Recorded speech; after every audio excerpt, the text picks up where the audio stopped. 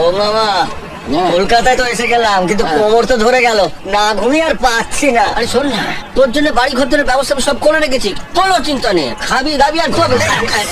Sorry বড়দা, মনে করবেন না। খুব তাড়া আছে মনে হচ্ছে। আসলে একটা চাকরি ইন্টারভিউ আছে। কি আছে? চাকরির ইন্টারভিউ। চাকরির ইন্টারভিউ কোথায়? জালানসিতে, রুথ অ্যান্ড কোম্পানি। চলি দাদা। ভাগ্নে, রুথ অ্যান্ড কোম্পানি। ইংরেজিতে 100-তে 100, ইতিহাসে 95, ভূগোলে 99, বাংলাতে 98।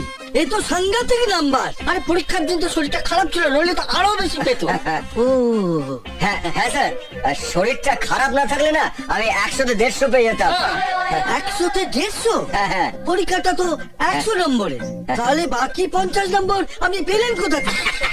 এই দেখো, আরে বুঝিয়ে বলছি, শুনুন। হ্যাঁ বলুন। যেসব খারাপ ছেলে পরীক্ষা টরীক্ষা দেয়, হ্যাঁ। ধরুন 100-এর মধ্যে 60 পেলো, তাহলে বাকি থাকলো 40। আচ্ছা। 40 তো পরীক্ষক পকেটে করে বাড়ি নিয়ে যাবে না?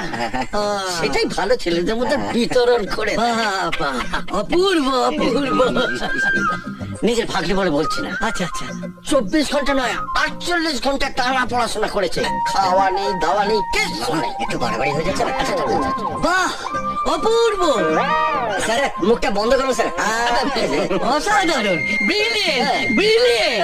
আপনার তো ভারতবর্ষের প্রধানমন্ত্রী হওয়া উচিত ছিল। অফার তো ছিল, ভাগ্নে রিফিউজ করলো। বলে না মামা, ওসব নোংরামের মধ্যে নেই। Politics is a dirty game. কিন্তু আবার কিন্তু করতে কি আসছে? না মানে আমি বলছিলাম কি, ওনার মতো ব্রিলিয়েন্ট স্টুডেন্টের কাছে এই অফিস যোগ্য নয়। সে কি, তাহলে আর ভাগ্নেকে চাকরিটা দেবেন না? আমি চাকরি দেবো কি মশাই? উনি যদি দয়া করে আমার অফিসে চাকরিটা করেন, তাহলে আমি অত্যন্ত খুশি হব। মাইনে 5000। 5,000? কম মনে হচ্ছে? তাহলে 7000।